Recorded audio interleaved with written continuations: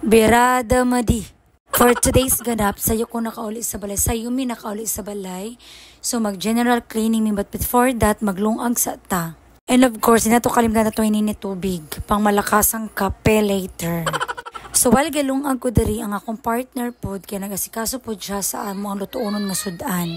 Of course, sadyo ko background music ang ABCD song.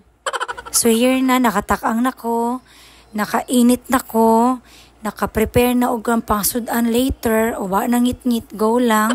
So ato na ta sa kwarto guys, pangpilaw na to ning habol, kini mga sobra-sobra nga mga sinina nga wa na suot, and pagpagan pa na to tong bed. Ang akong bara guys, trabaho ako po na trabaho, so wala dyan mihiga yun nga makalimpyo ani mong balay. So karon kay nakauli mamig sayo, karon lang jud ang right time na pangkwao na mo ni mga hugaw-hugaw mga. And the best feeling guys sa kinabuhi sa mag-asawa, kana bitaw makahimo kag balay, makapundar kag mga butang nga kamo magtiayon ang nagpundar. Bahala na bitaw dugay kini mo natukod kitungod ang ipon mo, at least sarili niyong pawis ang inyong puhunan. Ug syempre tinabangay pud ang magtiayon. Bahala na siya kuan guys, kubo-kubo lang good.